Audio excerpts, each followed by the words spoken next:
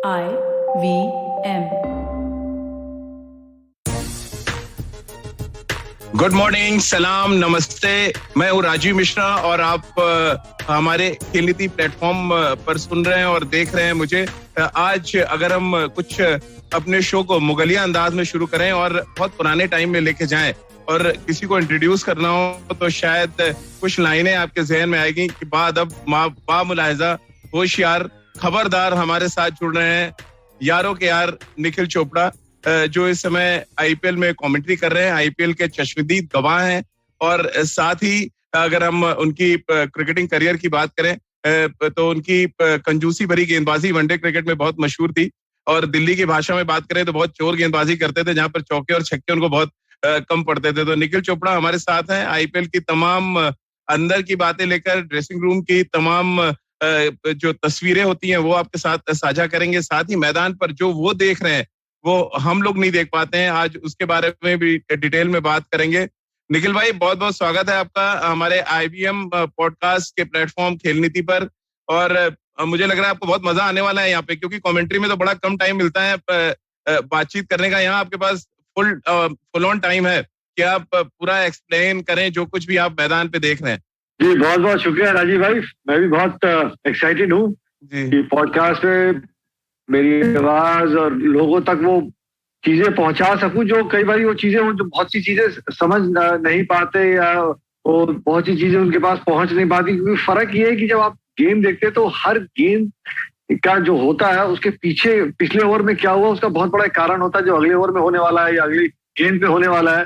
किसी कप्तान ने वो क्यों निर्णय लिया, क्यों नहीं लिया, ये सब चीजें गुफ्तगू आपके साथ करेंगे। आप भी भाई लेफ्ट आर्म फास्ट बॉलर हैं, आप भी तैयार हैं?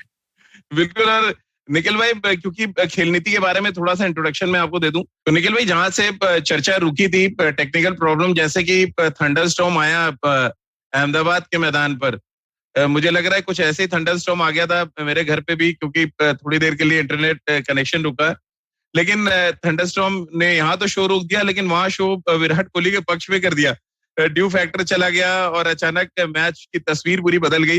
ये कोहली का किस्मत कनेक्शन इसको कहेंगे। एबी डिविलियर्स का थंडरस्टॉर्म, दूसरा एक और थंडरस्टॉर्म की बात कर लें, एक ही दिन में दो थंडरस्टॉर्म देखा आपने एज अ कमेंटेटर अहमदाबाद के मैदान पर। देखिए, एबी डिविलियर्स की जो बल्लेबाजी रहती है राजीव भाई, वो तो अद्भुत, जिस तरीके से वो बल्लेबाजी करते हैं।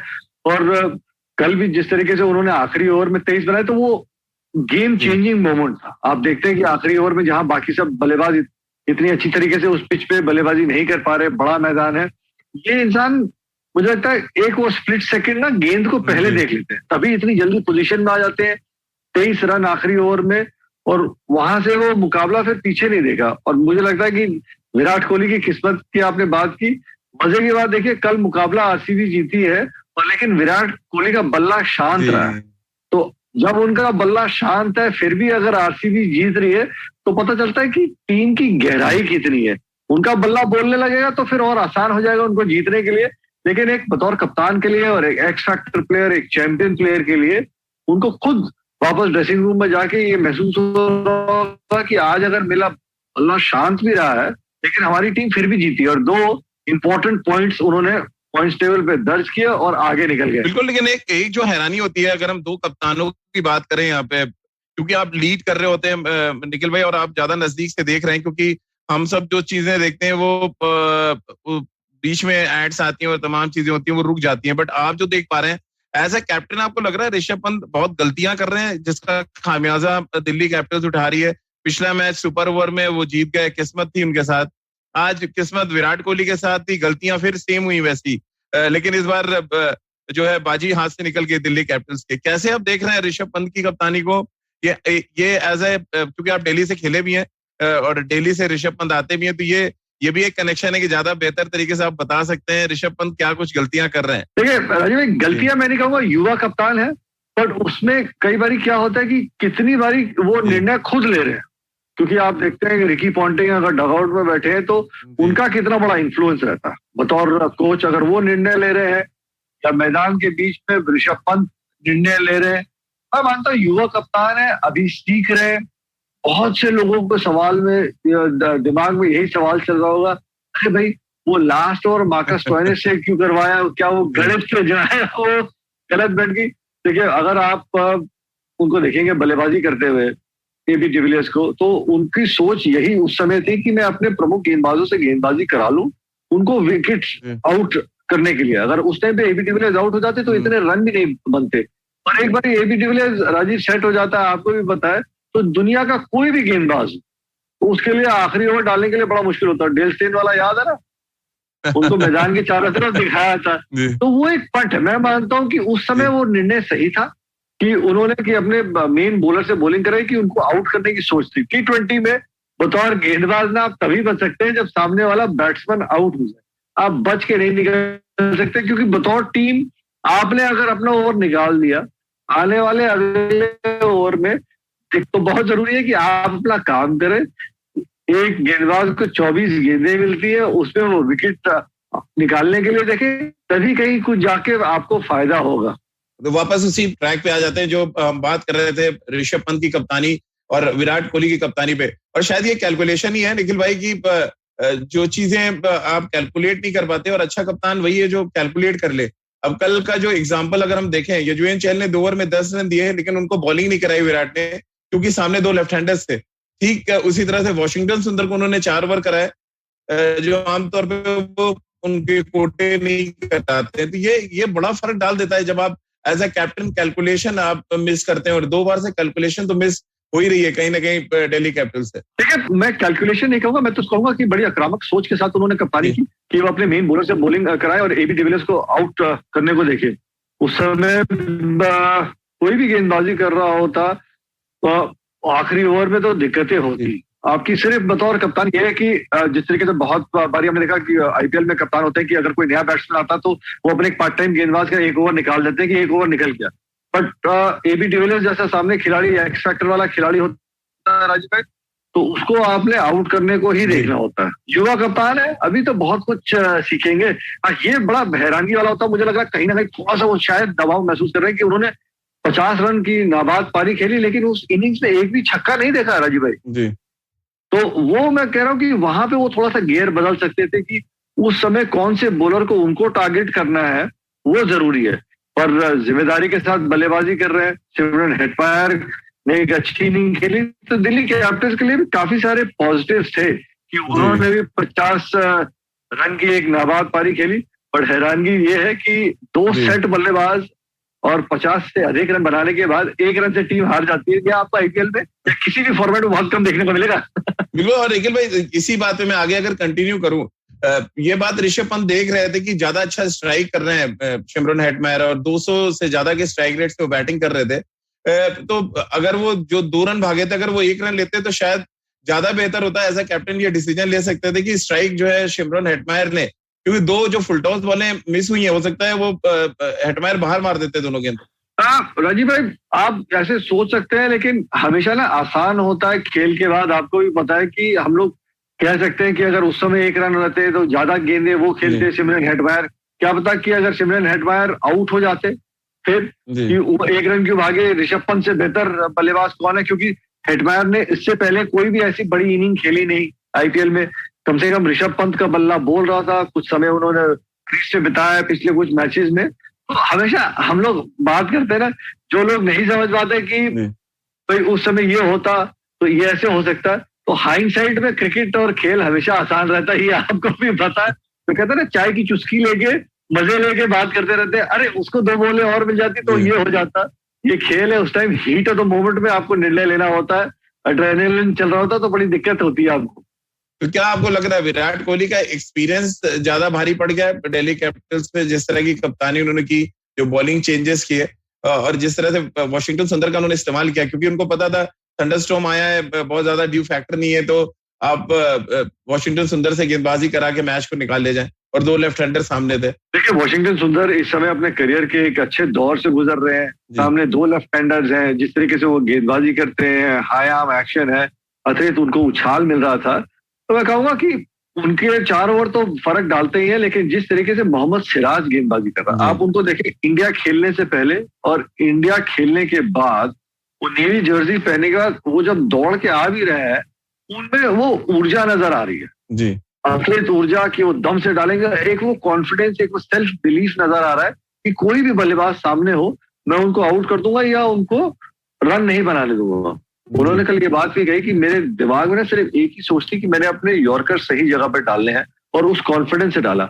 आप बतौर गेंदबाज उस समय उस नाजुक मोड़ पे मुकाबले के, अगर आपका दोहरा मन चल रहा हो कि यहाँ डालूं वहां डालूं, तो वहां दिक्कत होती है। बट दोनों तरफ जब प्रेशर होता है तो आपको वही चीज बचा के लेके जाती है कि आप किस गेंद को डाल रहे हैं और कितने कॉन्फिडेंस से अपने आप को बैक कर रहे हैं। तो मैं मानता हूँ सिराज भी बहुत बढ़िया गेंदबाजी कर रहे हैं इस समय, और हर्षल पटेल का जनाब का तो समय ही कुछ अलग चल रहा है। जो मर्जी कर दे, कटोरी डाल दे, जो मर्जी कर दे, वो विकेट। आप 3 पत्ती खेलते हैं फैमिली के साथ, तो ये होता है ब्लाइंड बहुत ज्यादा खेला जाता है। तो विराट कोहली लग रहा है हर्षल पटेल में ब्लाइंड बहुत खेल रहे हैं। इस टूर्नामेंट में 2 बड़ी कीमती विकेटें फिर ले गए इस मैच में। वो एक तरफ जब उन्होंने शुरुआत में पृथ्वी शॉ को आउट किया, फिर जब मैच बहुत क्रूशियल स्टेज पे था तो मार्कस स्टोइनिस का विकेट ले गए। देखिए वो इस समय अच्छी गेंदबाजी कर रहे हैं। आपको याद होगा शायद पहला ही मुकाबला था जब उन्होंने 5 विकेट भी चटकाए। उनका स्कोर बॉल में एक आर्ट है कि उनका गेंद डिप करता है। एक बैट्समैन को डिप का मतलब समझा दे सबको कि डिप का, कि बैट्समैन को लगता है उनके पास गेंद करीब आ रही है और एकदम से दूर रह जाती है। और अब एक गेंदबाज 135 किलोमीटर 137 किलोमीटर प्रति घंटा पे जब स्लोअर वन डालता है और डिप के साथ डालता है, थोड़ा सा विकेट पे पकड़ भी मिलती है, मदद मिलती है, तो उनको हिट लगाना बड़ा मुश्किल है। इसमें कोई दो राय नहीं कि विराट कोहली ने उनका बहुत बढ़िया तरीके से इस्तेमाल किया, लेकिन ये आरसीबी के गेंदबाज इस समय बहुत अच्छे एक दौर से गुजर रहे हैं और उनकी स्किल लेवल इस समय कहीं ज्यादा बेहतर नजर आ रही है, और इसी की वजह से वो बार बार इतनी सफलता हासिल करते हैं। जी, और पॉइंट शैली में अब दोबारा से आरसीबी टॉप पर है। निखिल भाई, क्या इसको संदेश माना जाए कि 14 सालों का जो एक सूखा चला आ रहा है आरसीबी के साथ, जो आरसीबी के फैंस हैं उनको थोड़ा सा खुश होने का मौका मिले, एक सपना जो आरसीबी के फैंस देख रहे हैं, आरसीबी फ्रेंचाइजी देख रही है, क्या आपको लग रहा है वो सूखा खत्म होने के आधे रास्ते कम से कम आ गए हैं? अभी थोड़ी और गुंजाइश है, क्योंकि 10 पॉइंट्स हो गए हैं और मिनिमम 14 पॉइंट्स चाहिए आपको प्ले ऑफ क्वालिफाई करने के लिए। तो अभी मैचेस बहुत हैं आरसीबी के पास। कैसे आप देख रहे हैं अभी तक का जो सफर रहा आरसीबी का, और जिस तरह से पॉइंट शैली में वो दोबारा नंबर 1 पर पहुंचे? अच्छी क्रिकेट खेल रहे हैं। पहले हम लोग यही सोच रहे थे क्योंकि न्यूट्रल वेन्यूज हैं, 6 वेन्यूज हैं। पहले चेन्नई में खेल रहे थे, थोड़ा सा स्लो विकेट था कि किस तरीके की बैटिंग है आरसीबी की, उनको कहीं दिक्कत तो नहीं होगी, लेकिन वहां पे उन्होंने बढ़िया प्रदर्शन किया। उनकी गाड़ी ना पटरी पे चल रही है और बड़ी जोर शोर से दौड़ रही है। आपने कहा कि ये 14th ईयर है, सूखा है, 14 साल का बनवास, 14th आईपीएल है, नंबर 5 बैठता है। तो मुझे लगता है जी हाँ, आरसीबी के फैंस जो है राजीव भाई खुश हो सकते हैं कि ये टीम इस साल कुछ ना कुछ बढ़िया कारनामा करेगी, क्योंकि डिपार्टमेंट देख ले, बल्लेबाजी का डिपार्टमेंट देख ले, हर क्रम में वो मजबूती नजर आ रही है। तो यही है कि आरसीबी के फैंस इस साल राजीव भाई वो सपना जरूर देख सकते हैं। 14 साल का जो बनवास है वो ट्रॉफी उठाने का, इस टीम में वो दमखम नजर आ रहा है। और अच्छी बात यह है कि बल्लेबाजी में ग्लेन मैक्सवेल बिग शो के नाम से जाने जाते हैं। पिछले कई साल सीजन से ना नो शो हो रहा था, इस साल वो शो नजर आ रहा है, उनके बल्ले से रन निकल रहे हैं, तो थोड़ा सा दबाव भी कम महसूस कर रहे होंगे विराट कोहली। कल टॉप ऑफ द इनिंग्स में बढ़िया अंदाज से बल्लेबाजी कर रहे हैं, गेंदबाजी का क्रम मजबूत नजर आ रहा है। तो मैं मानता हूँ ये टीम में वो दमखम है आखिरी 2 तक पहुंचने की। बिल्कुल। और निखिल भाई थोड़ा डगआउट की भी बात करेंगे, क्योंकि डगआउट और ड्रेसिंग रूम 2 ऐसी जगह होती हैं जहां तक हम लोग नहीं पहुंचते, आप लोग के व्यूज ज्यादा इंपॉर्टेंट हो जाते हैं। डगआउट में रिकी पॉन्टिंग, मोहम्मद कैफ एक तरफ बैठे हुए नजर आते हैं, दूसरी तरफ माइक हैसन है जो बहुत ही काम और कूल कलेक्टिव है। और क्या ये बड़ा फर्क डाल है? थोड़ा सा एग्रेशन ज्यादा नजर आ रहा है दिल्ली कैपिटल्स में, थोड़ा बिखरा हुआ लग रहा है डगआउट, जहां पे रिकी पॉन्टिंग के एक्सप्रेशंस थोड़ा सा दबाव क्रिएट कर रहे हैं कप्तान और टीम पर। वहीं दूसरी तरफ हम देखें माइक हैसन है जो पिछला मैच बहुत बड़े अंतर से हारे थे चेन्नई से, लेकिन टीम फिर वापस आती है कमबैक करके और अच्छा मैच जीतती है। ये कितना रोल हो जा रहा है डगआउट का और ड्रेसिंग रूम का? सबसे मजेदार बात है, सबको इसका मजा भी उठा सकते हैं। आपको लगता है कि माइक हैसन या साइमन कर्टिस कुछ कह सकते हैं विराट कोहली को? देखिए फर्क ये है, एक तरफ युवा कप्तान है, इसमें कोई दो राय नहीं, और साथ में दूसरी तरफ रिकी पॉन्टिंग है। रिकी पॉन्टिंग अपना अनुभव जरूर शेयर कर रहे हैं ऋषभ पंत से, लेकिन मैं उम्मीद करता हूं कि ऋषभ पंत उनकी टीम है और वो अपनी टीम के हिसाब से वही निर्णय लें, चाहे सही वो बैठे या गलत हो, पर वो खिलाड़ी, उसका दिमाग इतना अच्छा है। मैं तो उनको 17 साल की उम्र से जानता हूं। वो एक बहुत ही आक्रामक अंदाज से वो क्रिकेट खेलना चाहते हैं, हमेशा अपने आप को बैक करते हैं मुकाबले जिताने को, कब किस समय क्या निर्णय लेना। मैं मानता हूं कि जैसे हमेशा क्रिकेट में होता है कि पहले टीम कप्तान की होती है, उसके बाद सपोर्ट स्टाफ आता है। उम्मीद करता हूं कि उसी अंदाज से ऋषभ पंत टीम चलाए, जैसे विराट कोहली चला रहे हैं, महेंद्र सिंह धोनी चला रहे हैं। अभी उनकी तुलना नहीं कर सकते क्योंकि उनका पहला सीजन ही है, लेकिन इन लोगों के साथ उन्होंने ड्रेसिंग रूम शेयर किया है। उनसे उम्मीद करता हूं कि बहुत कुछ सीखा कि कप्तान ही टीम चलाएगा, सपोर्ट स्टाफ उनको सिर्फ सपोर्ट करेगा, और यही फर्क है। और मैं समझ सकता हूं कि रिकी पॉन्टिंग इतने नामी खिलाड़ी है, लेजेंडरी खिलाड़ी है, वो अपना अनुभव शेयर करे, लेकिन निर्णय जो है वो ऋषभ पंत को लेने दें। टीम कहीं ज्यादा बेहतर चलेगी और टीम का माहौल भी कहीं ज्यादा बेहतर रहेगा। बिल्कुल, चलिए अब आज के मुकाबले की भी बात कर लेते हैं, क्योंकि बात महेंद्र सिंह धोनी की छेड़ दी थी आपने निखिल भाई, महेंद्र सिंह धोनी और विराट कोहली अपनी टीम खिलाते हैं, तो महेंद्र सिंह धोनी आज मैदान पे होंगे। मुकाबला दिल्ली में होना है, आपके शहर में होना है, हमारे शहर में होना है, और सामने होगी हैदराबाद की टीम। एक टीम पॉइंट शैली में टॉप पर जाना चाहती है और नीचे दूसरी टीम है जो जमीन पे पड़ी हुई है और उसको ऊपर उठना है। एसआरएच की हम बात करें और वापस वही बात आ जाती है निखिल भाई, क्योंकि एक बड़ा स्टेटमेंट दे दिया सनराइजर्स हैदराबाद के कैप्टन डेविड वार्नर ने। उनसे जब पूछा गया कि मनीष पांडे को आपने क्यों ड्रॉप किया है, तो उनका ये कहना था सेलेक्टर्स का ये फैसला है, उनका नहीं। तो ये पब्लिक प्लेटफॉर्म पे आके ये एक कप्तान का ये बयान अपने आप ये दर्शाता है कि टीम में कितनी खलबली मची हुई है। दूसरी तरफ महेंद्र सिंह धोनी की टीम है जो 5 मैच में 4 मैच जीतकर पॉइंट शैली में ऊपर की तरफ जाने के लिए बिल्कुल बेताब है। दो डिफरेंट कैप्टन। सबसे पहले तो डेविड वार्नर ने जो बयान दिया, मैं उस पर आपका एक रिएक्शन चाहूंगा। देखिए, डेविड वार्नर जब ऐसे कोई भी कप्तान निर्णय मतलब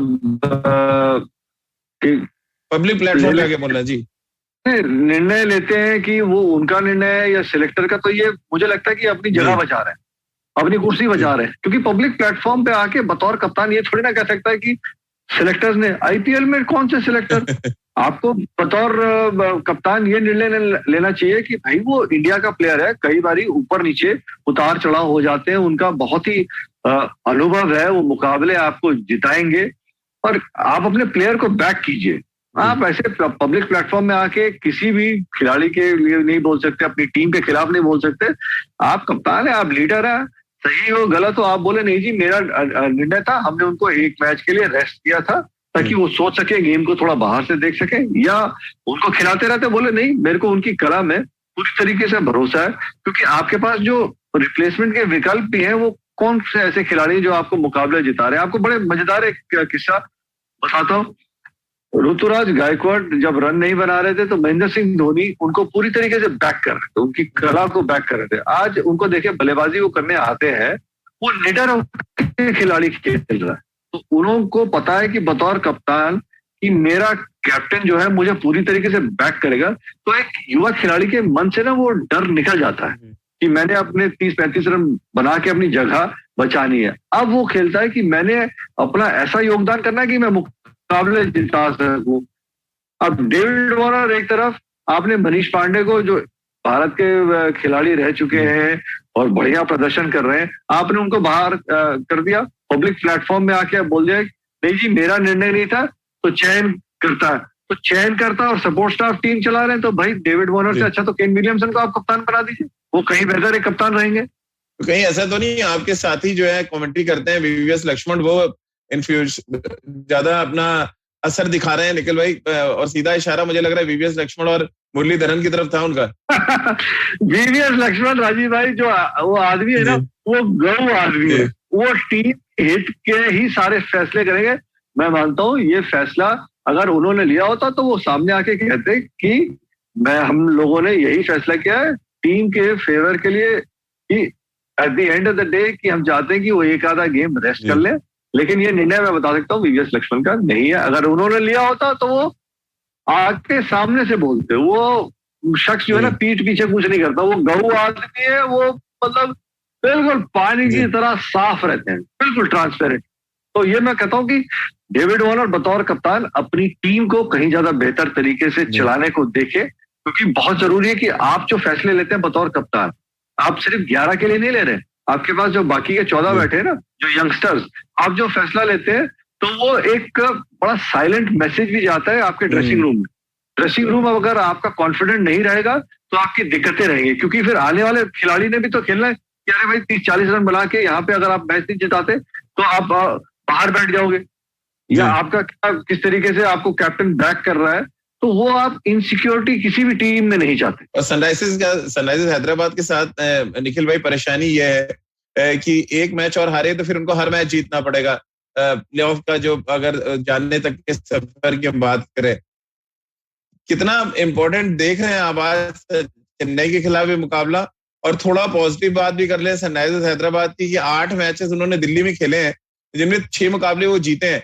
तो ये एक पॉजिटिव चीज है जो दिल्ली जब उतरे होंगे एयरपोर्ट पे तो डेविड वार्नर को उनके जो आंकड़ों के सरताज होंगे उन्होंने बताया होगा कि आंकड़े कम से कम यहाँ ठीक है आपके साथ। देखिए आंकड़े तो वो चीज है राजीव भाई जो चीजें हो चुकी है लेकिन बतौर टीम अगर वो पॉइंट्स टेबल देखे ना, क्या गुरु अब तो 8वें नंबर पे है, अब इससे नीचे तो कहीं जाऊंगा नहीं तो अब धीरे धीरे गाड़ी पटरी पे लानी होगी।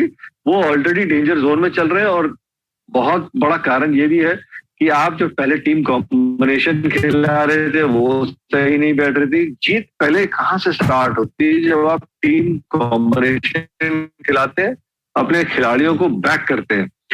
बहुत से लोगों के दिमाग में ये भी सवाल रहा होगा, जॉनी बेस्टो, उनको बैटिंग नहीं मिली। जॉनी बेस्टो का शक्ल आपने देखी थी कि उस समय केन विलियमसन ने रन अच्छे बनाए। डेविड वार्नर की जगह मैं कहता हूँ केन विलियमसन और जॉनी बेस्टो के साथ पारी की शुरुआत करते। एक उनके पास मैच विनर है। मतलब भाई आपकी माने तो आप कप्तान को ही ड्रॉप कर देंगे नहीं, कप्तान को ड्रॉप मैं इसलिए नहीं करूंगा क्योंकि बड़ा फर्क रहता है कि आप अगर देखिए फैसले, हर आदमी इंसान है, उसमें कई बार गलत हो जाते, लेकिन अपनी जिम्मेदारी किसी और के सर पे ना थोपिए। अगर कुछ गलत हो गया तो आप कह रहे हैं कि सिलेक्टर की वजह से उनको ड्रॉप किया है।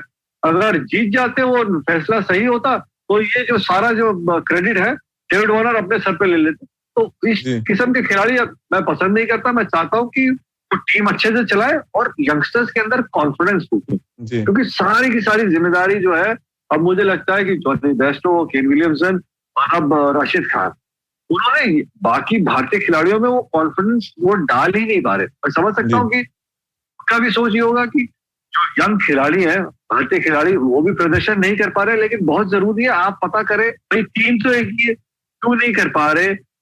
क्या टेक्निक की वजह से है कि या मेंटल इशू की वजह से? मैं मानता हूँ टेक्निक की इशू नहीं है, विकेट अच्छे हैं, आप अपने प्लेयर्स में वो कॉन्फिडेंस फूकेंगे, यही भारतीय खिलाड़ी आपको मुकाबले जिता के देंगे। वो कहते हैं ना कैप्टन राजीव भाई, जैसे सौरव गांगुली थे, तेंदुलकर, आपके बाद महेंद्र सिंह धोनी, आपको पता होना चाहिए मैं अपने किस खिलाड़ी के कान में क्या कहूं ताकि उसका मैं बेस्ट निकाल सकूं। ये भी एक कप्तानी की एक आर्ट होती है, मैन मैनेजमेंट, तभी आप अच्छे कप्तान बनते हैं। बिल्कुल। और महेंद्र सिंह धोनी शायद इसी के एकदम उल्टा है, क्योंकि एक बार हरभजन सिंह से पूछा गया निखिल भाई कि चेन्नई सुपर किंग कौन चलाता है, तो उनका जवाब था महेंद्र सिंह धोनी। वो टीम मैनेजमेंट भी है, वो कोच भी है, वो कप्तान भी, और वही टीम चलाते हैं। तो ये बड़ा फर्क है, क्योंकि अगर हम दुबई यूएई में जो आईपीएल खत्म हुआ उसको याद करें, टीम 7वें नंबर पे, आज टीम दूसरे नंबर पे। अभी तक जो 22 मैचों का अभी तक का सफर रहा है आईपीएल सीजन 14 में, और ये दर्शाता है कि कितनी जल्दी चेन्नई सीखती है। और इसका बड़ा रीजन ये है कि उनके पास महेंद्र सिंह धोनी है। देखिए महेंद्र सिंह धोनी का बड़ा सिंपल रहा है, इसीलिए एक समय आप देखें वो सबसे सफल टीम थी। 3 दफा वो आईपीएल जीत चुके हैं। पिछले साल को आप अगर हटा दें तो हर साल वो क्वालिफाई किए। उसका एक बहुत बड़ा कारण है, चीजें सिंपल रखते हैं। उनको पता है कि मैंने कौन से गेंदबाज से कौन से ओवर में गेंदबाजी करानी है। अगर किसी भी एक खिलाड़ी की कला में उनको भरोसा देना होता है तो वो देते हैं। उनकी कला अगर है, उसको प्रदर्शन किस तरीके से कौन से प्लेयर से निकालना है, तो वो पूरी तरीके से बैक करते हैं। किसी प्लेयर को जल्दी से ड्रॉप नहीं करते और जल्दी से खिलाते नहीं। उससे होता क्या है कि आपके टीम में एक वो सेंस ऑफ सिक्योरिटी रहती है जो कि यंगस्टर की जब मेरे को मौका मिलेगा तो मेरे को पूरी तरीके से बैक किया जाएगा। ऐसा नहीं होगा कि अगर मैं भगवान ना करे 2 मैचेस में अच्छा नहीं करूं, 3 मैचेस में अच्छा नहीं करूं तो मुझे बाहर कर देंगे। महेंद्र सिंह धोनी ऐसे नहीं करते, जब खिलाएंगे तो आपको पूरी तरीके से चांस देंगे। दीपक चहर को देख लीजिए आप, उसी टीम में है, उनका बतौर गेंदबाज रोल क्या है, वो अपने 4 ओवर शुरुआत में ही खत्म कर देते हैं। और दीपक चहर ने कहीं कहा भी था कि जी मैं स्लो ओवर में डाल सकता, तो उन्होंने कहा नहीं, तुम्हारे हाथ में जो कला है तुम बॉल को स्विंग करा सकते हो, तुम नई बॉल से अपने ओवर खत्म करके साइड हो जाओ। तो साफ पता चलता है कप्तान को पता है कि मैंने एक बॉलर से कैसे काम निकालना है, उसका क्या रोल है टीम में, बतौर बैट्समैन उस खिलाड़ी का क्या रोल है। रविंद्र जडेजा को देख लीजिए, वो आज की डेट में एक अलग किस्म के अपने आप में एक एक्स फैक्टर प्लेयर बन गए। उनकी बैटिंग की कला देख लीजिए, गेंदबाजी देख लीजिए, फील्डर वो गोली हमेशा से रहे हैं। तो किस तरीके से अपनी टीम में वो पूरी तरीके से कॉन्फिडेंस और पॉजिटिविटी लेके चलते हैं, यही फर्क है।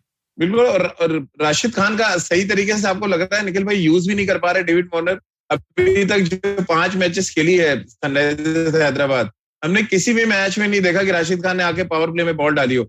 अब ये क्या गेंदबाज मना कर देता है कि मैं पावर प्ले में नहीं डालूंगा, या कप्तान उनको सही तरीके से यूज नहीं कर रहा है? क्योंकि जब आपके सबसे मेन बॉलर वो हैं और वो इम्पैक्ट डाल सकते हैं। देखिए खान साहब तो ऐसे 4 ओवर में 20 रन देके 1 विकेट लेके निकल जाएंगे हर बार। आप सही तरीके से यूज कब कर रहे हैं उनका, ये बड़ा इंपॉर्टेंट हो जाता है। और फिर वही बात आ जाती है कि कैलकुलेशन और कैप्टनसी में आप कब अपना दांव चलते हैं। क्या ये भी एक बड़ी मिस्टेक है सनराइजर्स हैदराबाद की तरफ से, राशिद खान का सही तरीके से इस्तेमाल न करना? देखिए मैं बिल्कुल मानता हूं, आप उनको इस्तेमाल कीजिए। अगर कहीं ज्यादा रन बन जाते हैं 2-3 ओवर में तो आप उनको ला सकते हैं, क्योंकि आप ऊपर से एक्स फैक्टर प्लेयर को आउट करने जाएंगे तो आपके पास कहीं एक बेहतर ऑप्शन है मुकाबले जीतने के लिए। लेकिन आजकल जो ये स्टैट्स वाले हैं, ये जो मैचअप्स होता है जो बताता है कि कौन से गेंदबाज थे, अगर कौन से बैट्समैन के खिलाफ गेंदबाजी की है, रन नहीं बनाए, उनका स्ट्राइक रेट गिरता है, तो वो बड़ा एक मैकेनिकल कैलकुलेशन के हिसाब से ना कप्तानी हो रही है। इसलिए वो कप्तान जो है वो ज्यादा सफल नहीं रह पाते। आप इसी आईपीएल में देख लीजिए, महेंद्र सिंह धोनी कभी भी वो कैलकुलेशन से नहीं चलते। रोहित शर्मा को देख लीजिए, वो कैलकुलेशन से नहीं चलते, गेम को रीड करते हैं। विराट कोहली को देख लीजिए, वो गेम को रीड करते हैं। हाँ, वो कैलकुलेशन आप समझ सकते हैं, आप देख सकते हैं। उसके बाद गेम किस तरीके से चल रहा है, आपको गेम को रीड करना बहुत जरूरी है। सिचुएशन के हिसाब से आपको वो एक्स फैक्टर गेंदबाज है, हर टीम उनको संभल के खेलना चाहती है, क्योंकि समझते हैं कि इनको 4 ओवर में 20 रन 24 रन रन बॉल निकाल लीजिए, विकेट नहीं दीजिए, तो बाकी के आप गेंदबाजों के ऊपर आप अटैक कर सकते हैं और कहीं ना कहीं आप उनके खिलाफ तेजी से रन भी बना सकते हैं। पर राशिद खान को आपने विकेट नहीं देनी। सेट बैट्समैन है तो फिर दूसरे छोर से दिक्कत होती है। तो आपका काम है कि वो 24 गेंदें जो है ना राजीव भाई, बतौर कप्तान 24 गेंदें राशिद खान की किस तरीके से आप यूज करते हैं, किस समय आप उनको लेके आते हैं, वो बहुत एक सेंसिटिव डिसीजन है। और वो कैलकुलेशन जो बाहर से है ना, वो नहीं, आप बीच में खड़े हैं, आप बीच में से गेम को रीड कीजिए। जी, तो चलिए आप बीच की बात कर रहे हैं निखिल भाई, तो फिर 22 गज की पट्टी की भी बात कर लेते हैं। वैसे तो नाम फिरोशा कोटला हुआ करता था, लेकिन नाम बदल चुका है स्टेडियम का, अब अरुण जेटली स्टेडियम है। लेकिन क्या 2 सवाल है इसी से जुड़े हुए, क्या पिच बदलेगी निखिल भाई यहाँ की? क्योंकि आपने तो सारी क्रिकेट खेली है फिरोशा कोटला पे, आप पिच को ज्यादा बेहतर तरीके से समझते हैं, नंबर 1। और दूसरा, टॉस कितना इंपॉर्टेंट होगा? क्योंकि क्या आपको लग रहा है दिल्ली में भी वो ड्यू फैक्टर होगा? और अगर नहीं होगा तो फिर टॉस कितना इंपॉर्टेंट हो जाएगा यहाँ पे दोनों टीमों की ताकत देखते हुए? क्योंकि 71% जो मैचेस हैं वो चेन्नई ने जीते हैं सनराइजर्स हैदराबाद के खिलाफ। देखिए राजीव भाई, मैं मानता हूँ कि टॉस पोस्ट तो नहीं होगी। टॉस में हाँ ये जरूर है कि टीमें चेस करना पसंद करेंगी। और यहाँ दिल्ली का विकेट जो रहेगा, आप देखेंगे कि square of the wicket run जो है वो चौके छक्के कम लगेंगे जी, सामने छक्के ज्यादा लगते हैं। उसका कारण ये है, अगर मिट्टी नहीं बदली है, थोड़ा सा यहाँ पे ना उछाल कम रहता है, तो सीधे बैट से आप अगर बतौर बैट्समैन बल्लेबाजी करेगा, सामने छक्के लगेंगे, चौके लगेंगे, आसान हो जाएगा। वो अलग बात है कि कोई तेज गेंदबाज आके शॉर्ट पिच गेंद डाले या बाउंसर डाले तो उसको उछाल नहीं है, तब आप स्क्वायर ऑफ द विकेट खेल सकते हैं।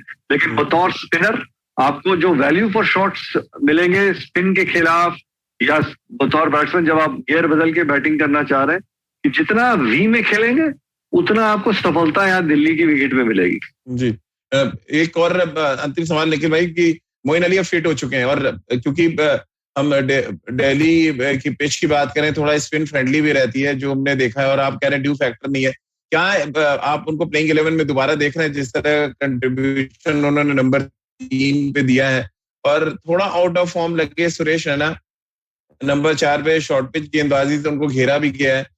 तो ये क्या एक फैक्टर होगा कि एक एडिशनल ऑलराउंडर खिलाएंगे? क्योंकि अगर हम चेन्नई की टीम देखें, ऐसा लगता है इतने ढेर सारे ऑलराउंडर्स हैं, इतने ऑप्शन लेके महेंद्र सिंह धोनी चलते हैं, जितना कोई ऑप्शन मुझे लग रहा है बाकी की 4-5 टीमों को मिला ले तो नहीं होगा। मैं मानता हूँ मोइन अली एक ऐसे खिलाड़ी है, वो एक्स फैक्टर प्लेयर है।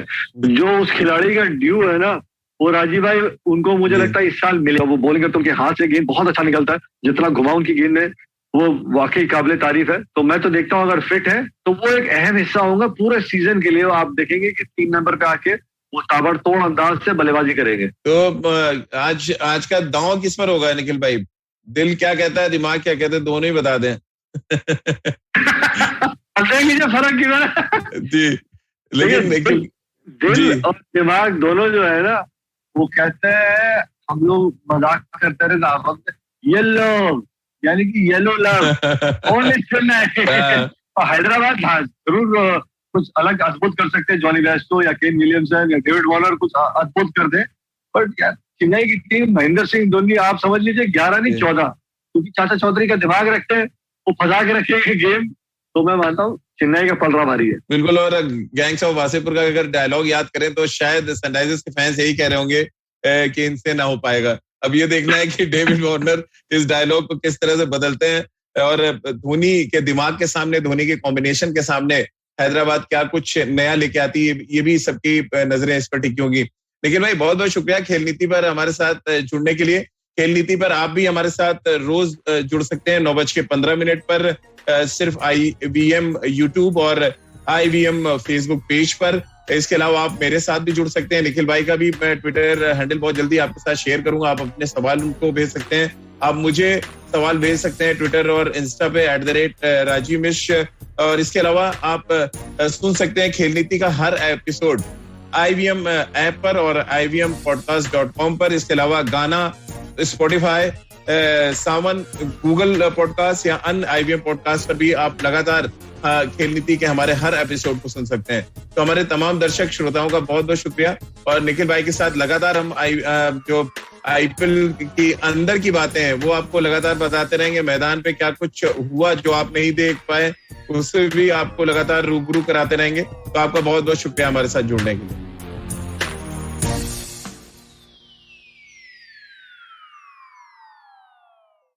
I hope you enjoyed that show. If you aren't following us on social media, please do. We're IVM Podcasts on Twitter, Facebook, and Instagram. Would like to thank the sponsors on the network this week, TheWholeTruthFoods.com, Seat, PayPal, and Cred. We thank you all for your support. Tune into The Note, where Maruk Inayat talks to Dr. Bipin Joshi about the second wave of COVID. He calls it no less than World War III.